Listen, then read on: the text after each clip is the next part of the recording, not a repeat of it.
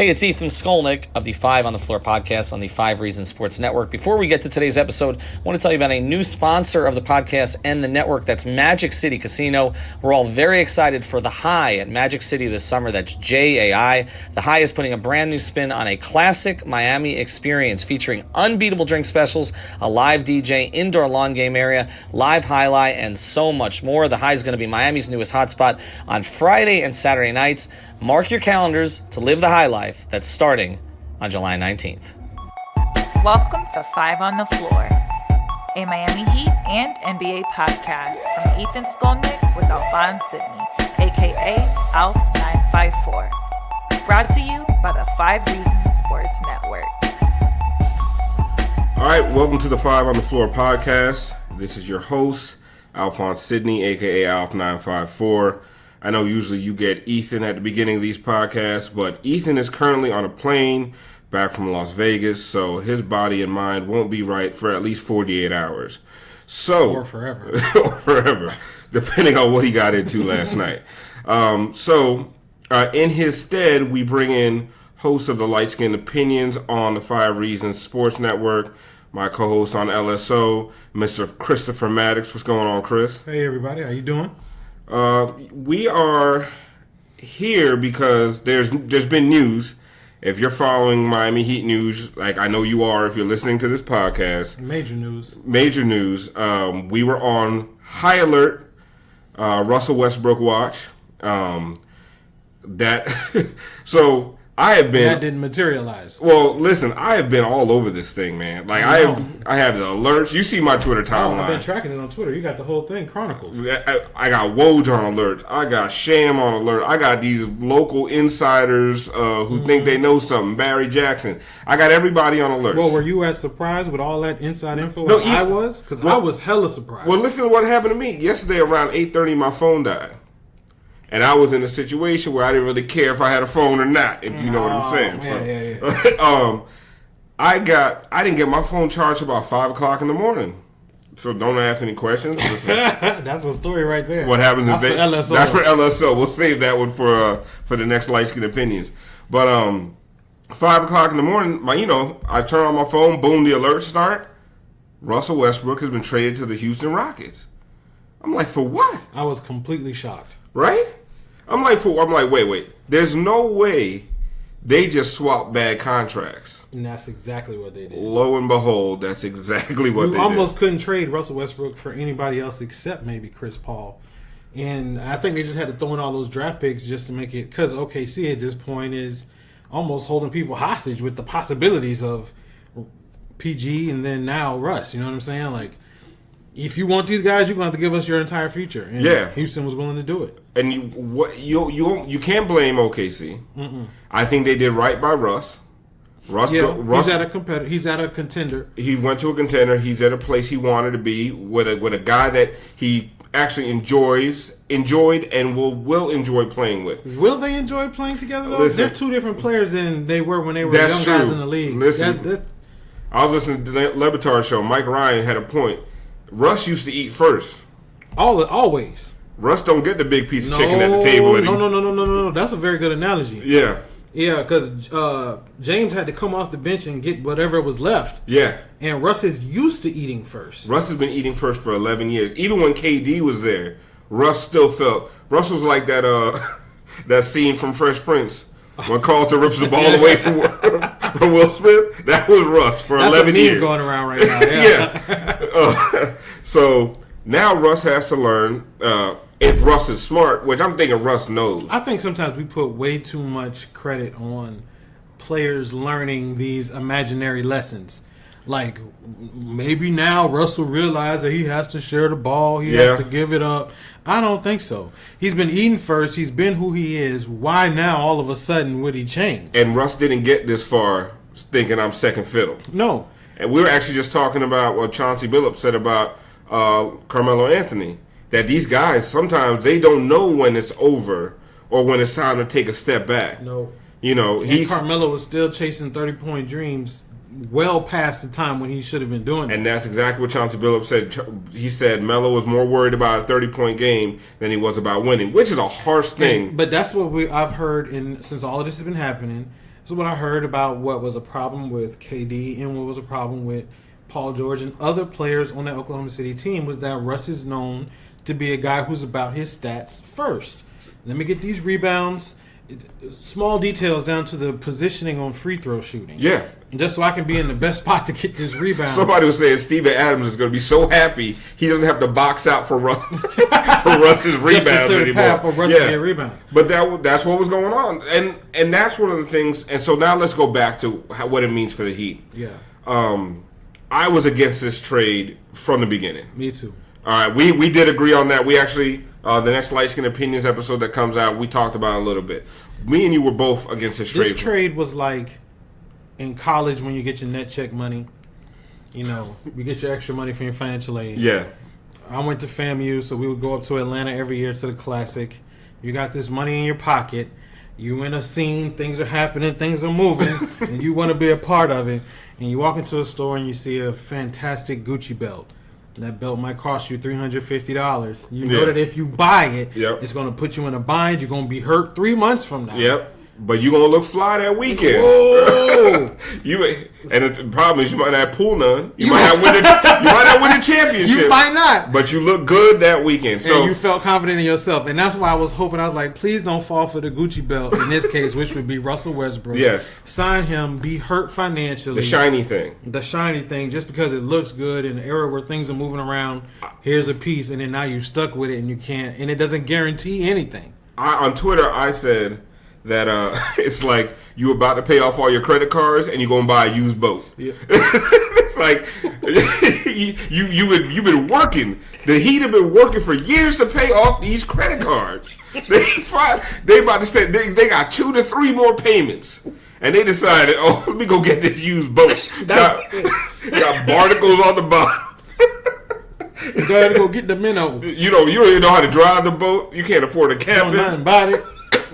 The boat look dusty. You don't have no sea legs. None of that. Gotta house it. Don't know where to house it. How to fuel it. Don't even have you drive a Civic. Can't even tow it nowhere. So that's what I'm glad that, because I think it's in Pat Riley's impulse, the type of guy he is. Even if you want to keep that analogy and go down to the image of Pat Riley, he's a top notch guy. I got the best clothes on. I'm riding in the best car. I'm eating at the best places. So if you put out one of the best players in front of him, his natural instinct, I think, is to let me get him, bring him over here on my side.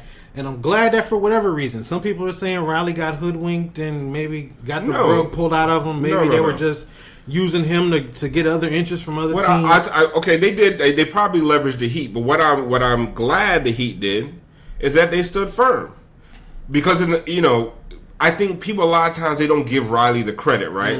They think Riley, it's like Heat Twitter, Heat fans, they think Riley's going to get in this room, get so enticed by the star player that he's just going to start throwing you can have Eric Spoelstra. He can't control himself. But I mean, that contract, listen, I know they would have loved to have him. All the reporting is that Eric Spoelstra loves Russell Westbrook. He loves him as a player. He would love to coach him. Riley feels like no matter what, and I was going to get into this on the basketball side of things, they believe the Heat have an arrogance about them, and it's not, don't even call it arrogance, a confidence. They feel like they can fix anybody. Oh, absolutely. Yeah, so, and Russ is not someone who necessarily needs fixing. He needs to be coached. He needs cajoling. Yeah, okay. He needs to be massaged and finessed into following the plan. And they they have the utmost confidence in Eric Spoelstra that he's the guy that can get that out of Russ.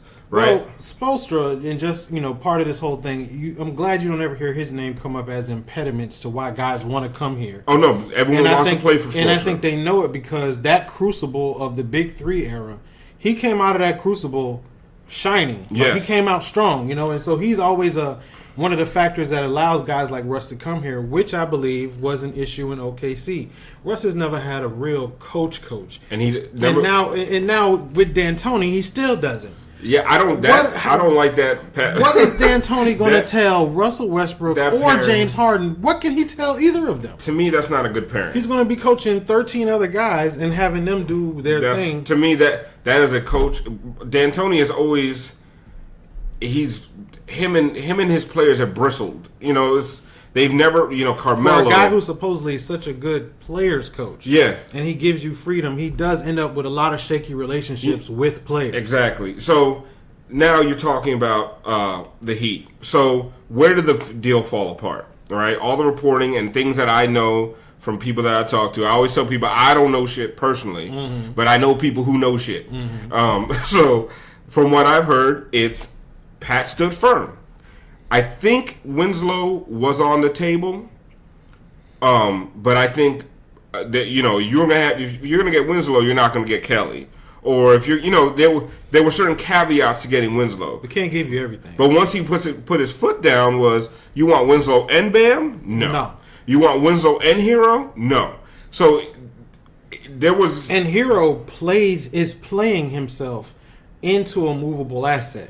It's funny. If nobody thought he was an asset before this summer league, he has played himself onto the poker table. He might be the best player in summer league. I mean, legit. At least rookies. There's some second year guys showing out, and they're supposed to. Yeah. I've always said if you're a second year, you should be dominating. A quick aside on summer league, like a Duncan Robinson has showed me that he's ready to get some NBA minutes, because you should not be a second year player out here struggling in summer league. All right, not. You shouldn't look like what's that boy's name from Kevin Knox? Yeah, you shouldn't be looking trash, Kevin Knox. Like Jimmer Fredette.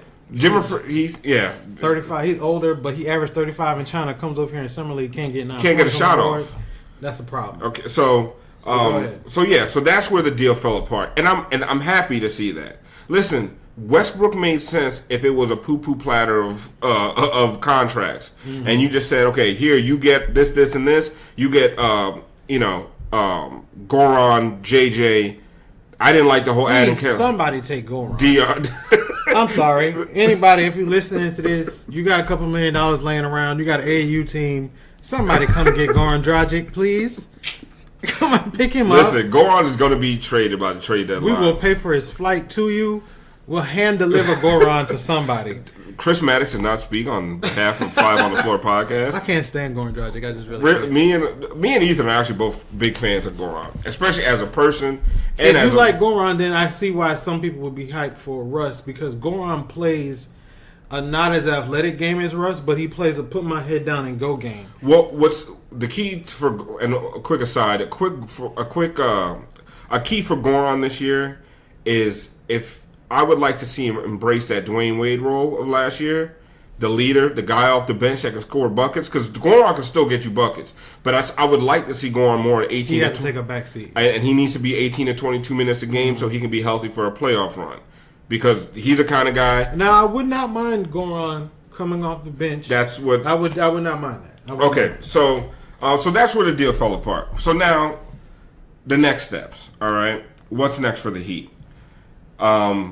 Now that CP3, Chris Paul, is in Oklahoma City, I don't know if this was just the natural progression of things, or if this is real insight into what the Heat's thinking.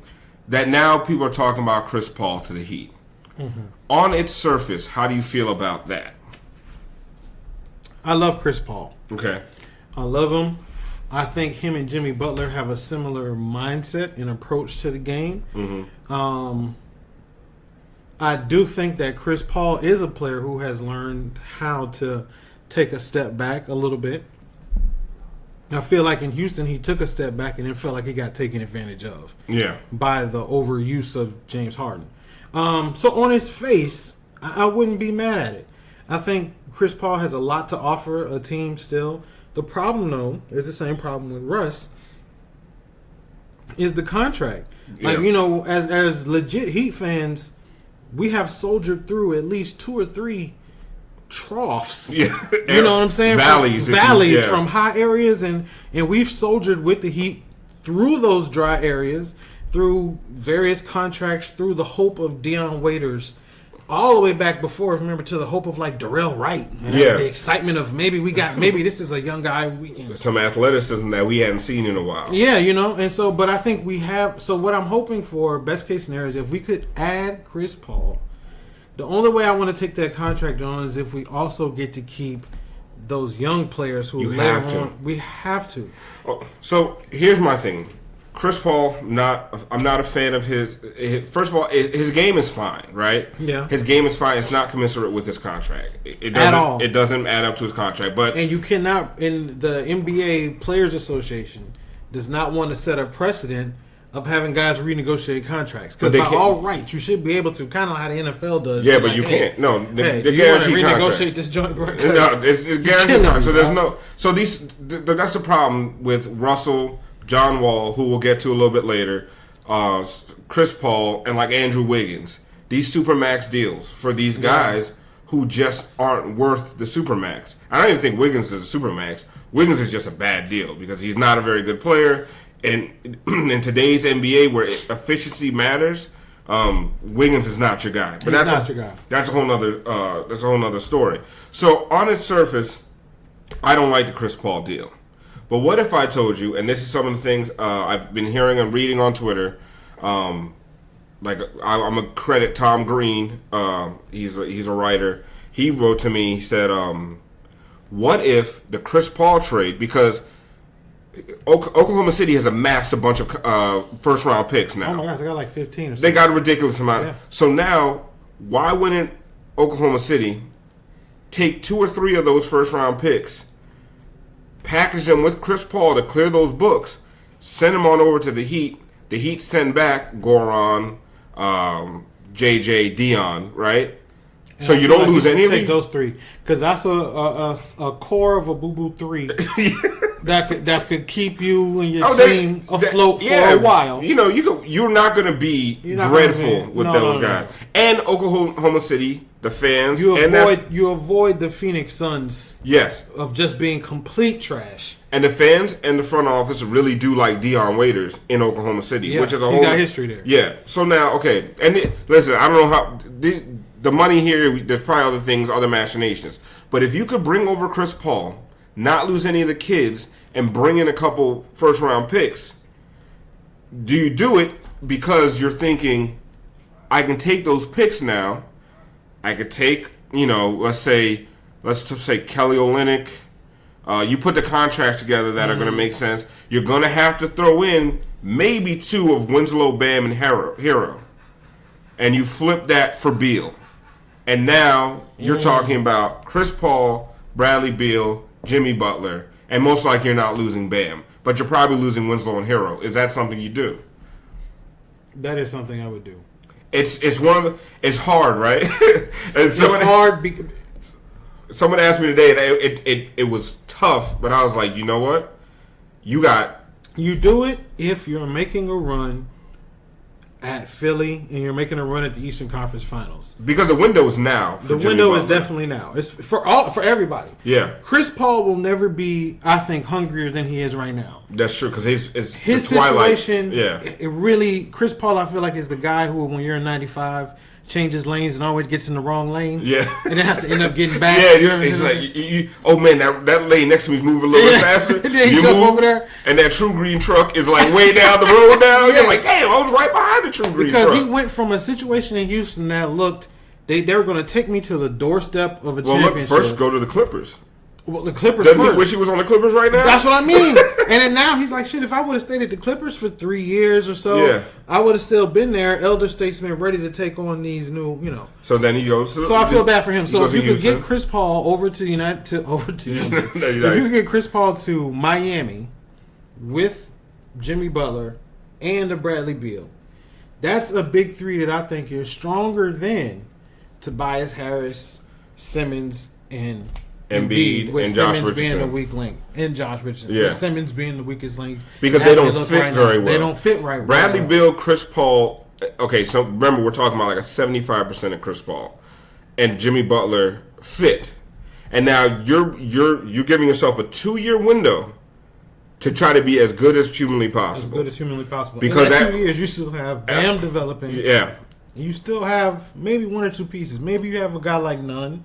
You got from Nunn. the Summer League team who's maybe an athletic guy. Akpala just turns out to be a player. Maybe, you hold on to some of these pieces that you continue to build. There's going to be a whole bunch of G League guys and vet minimums on that team. Absolutely. But you're going to But I would do that, and then I would do it just like that. And this almost sounds bad, but I would almost follow the model of the Miami Marlins. We would do that. We make a 2-year run.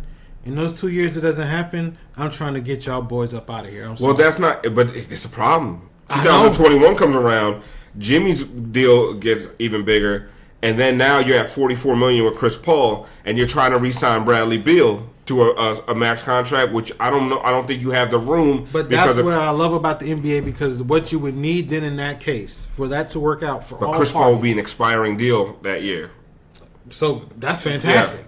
But like even with a guy like Jimmy now, just like what you saw with Kawhi Leonard, you're going to have to play yourself into that next level of like, oh shit, yeah, we'll take him even if he is 32, 33, 34. He's got one more year good in. So if we could get 2 solid years where we're competitive, Eastern Conference Finals, I think you have an easier chance, obviously, of dispersing them dudes. I think that's it's easily a finals team.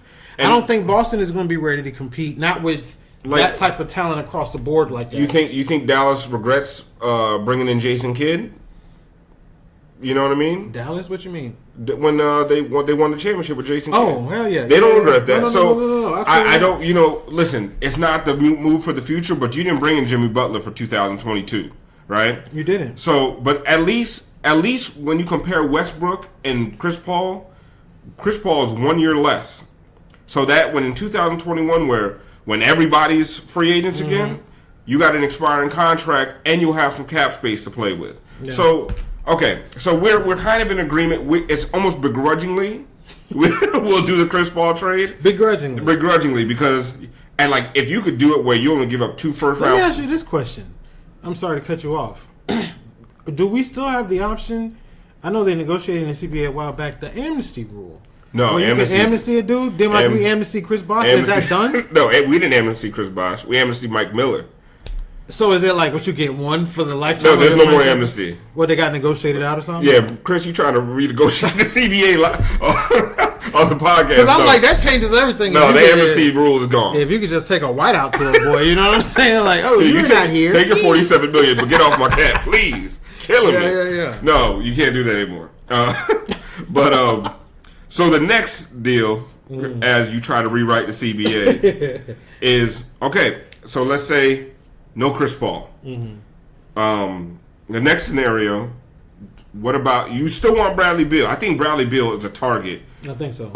I would be very happy to see Bradley Beal in the Heat uniform. To me, Beal is the kind of guy you got to go for right now. Absolutely. I think on the Levitar show, he reported that when talked to Pat said no more guys over 30 with big deals. He said that. Sense. But listen, sometimes it's hard. You know what I mean? Yeah.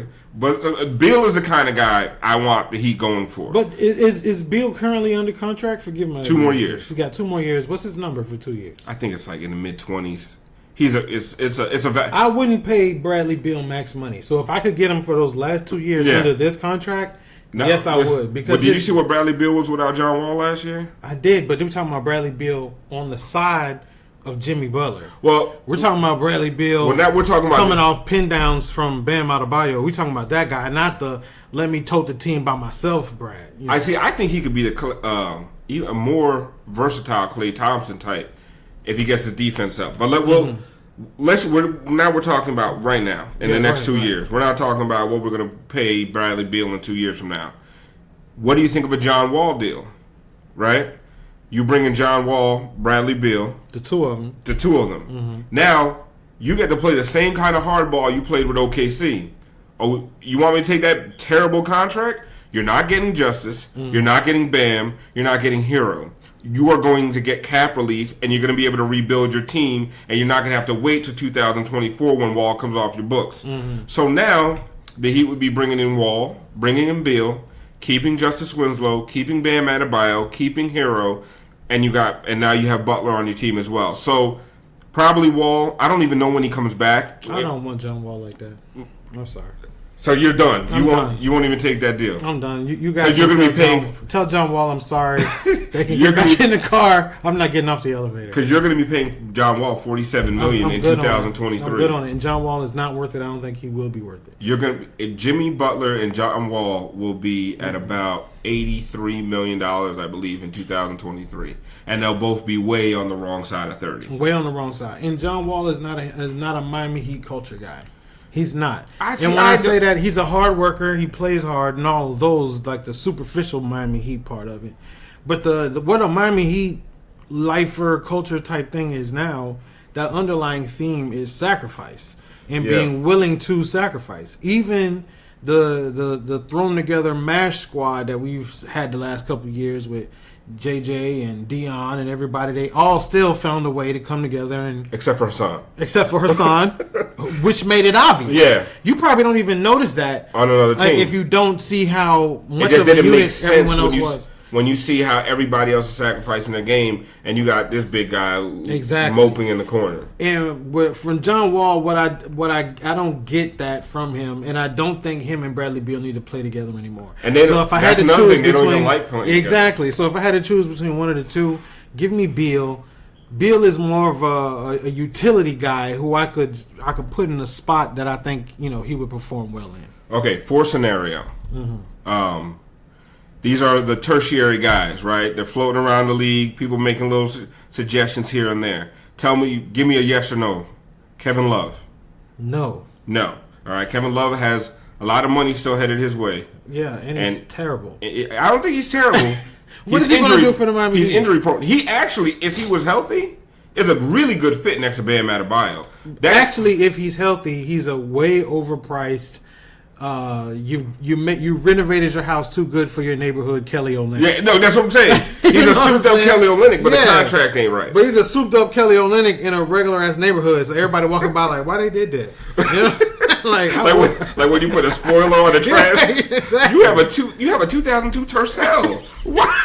Why did you put rims on this spoiler? Nobody cares that you got fog lights. Why are your brakes neon green? Your transmission is bad. What are you doing? Exactly. You know what I'm saying? So you out here getting 15 miles to a gallon. Let Kevin Love and his you're gonna put a special muffler on the back of your Ford Fusion. So okay. Yeah. So your 4 cylinders mad as hell at you. What do you think we doing down here? So you know on Kevin Love. Okay. Yeah. LaMarcus Aldridge. I'm looking at you. You're like, ooh, because that LaMarcus next to Bam. Only problem with that is my favorite Heat is small ball Heat. My favorite Heat ball is small ball Heat ball. I don't like the two big guys. But I don't. That's the only problem. Bam is so versatile. That's what I want Bam at our 5. But the Heat's best lineup last year had Bam and Kelly in it.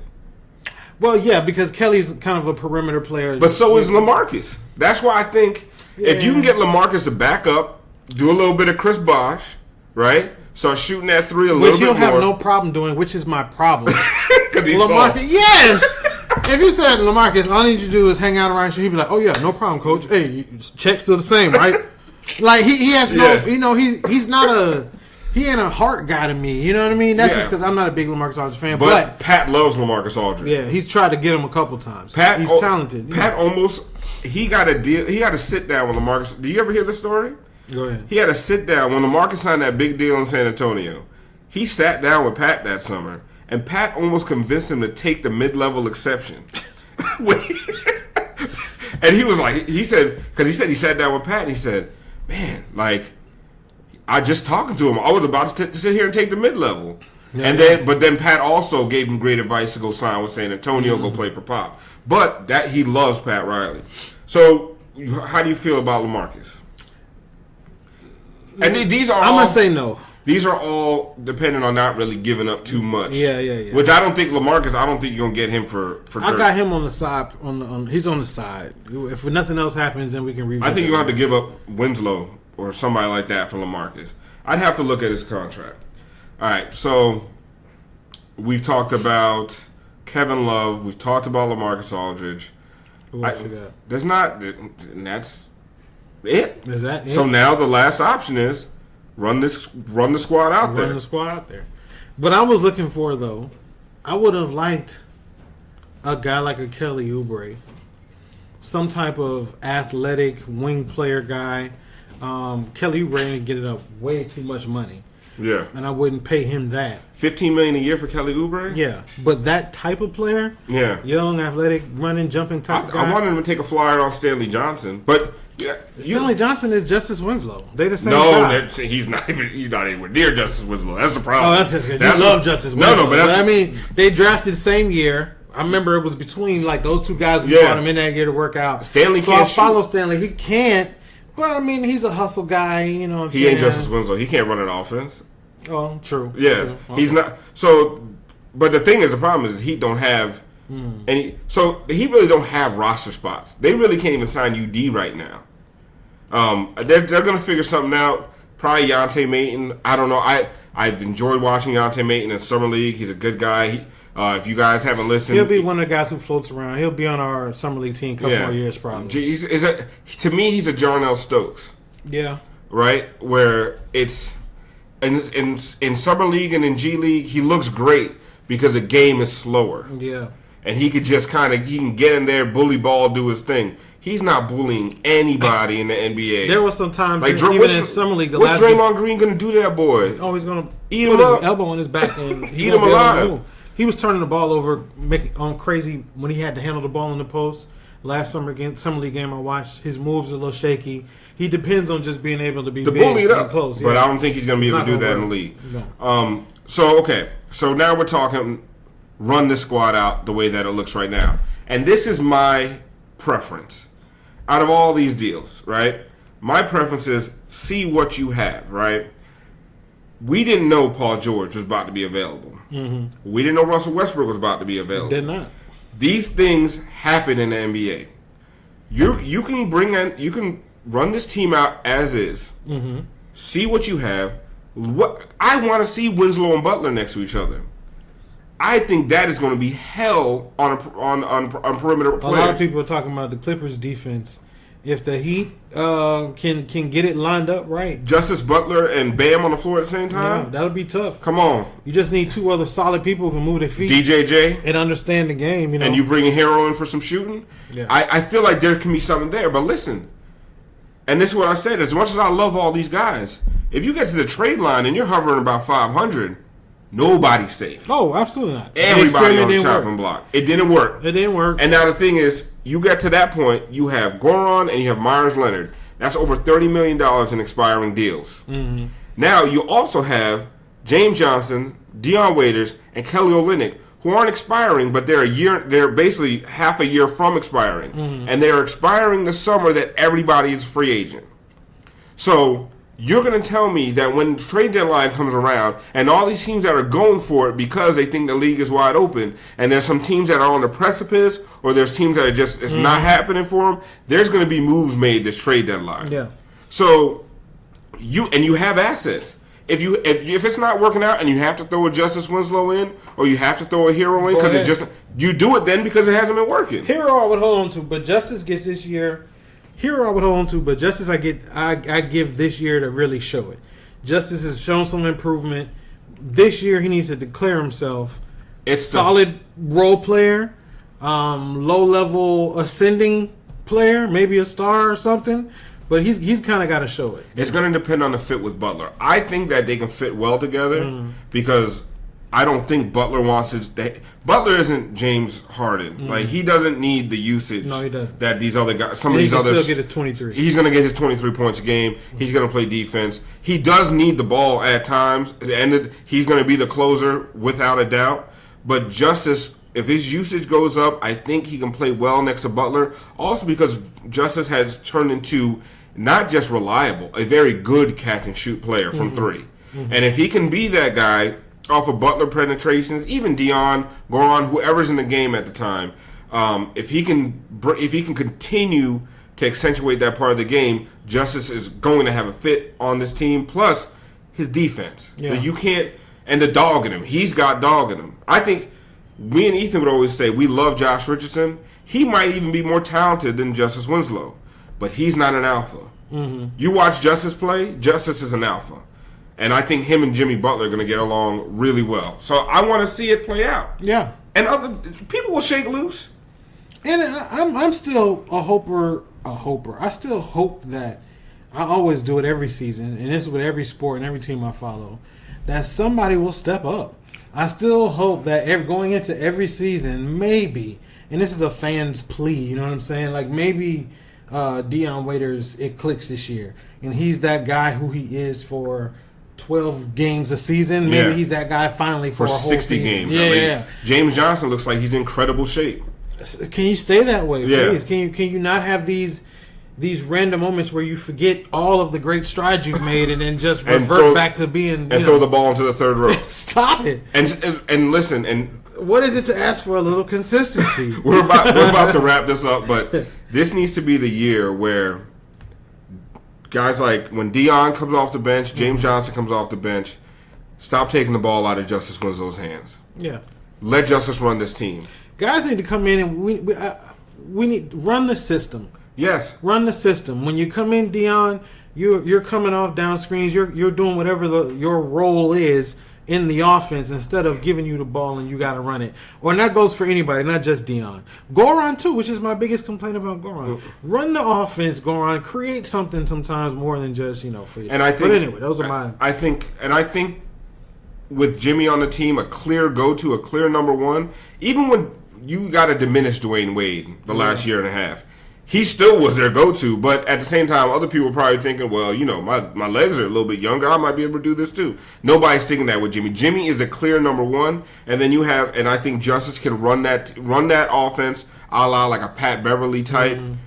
Just be a dog on defense, score when he needs to. He rebounds very well for his position, for his size. He guards 1 through 4. You got Bam. Bam is the one that a lot of this hinges on Bam. Yeah, a lot of it. If Bam can become your Pascal Siakam, and he has the tools to be that guy, maybe even better defensively than Pascal is, maybe not as good offensively, but where you can get that happy medium. If he can be that guy, it could be huge for this team. But let's see it first. Let's see it first. Before we keep... Because that's what I mean when I was saying about that fans' hope.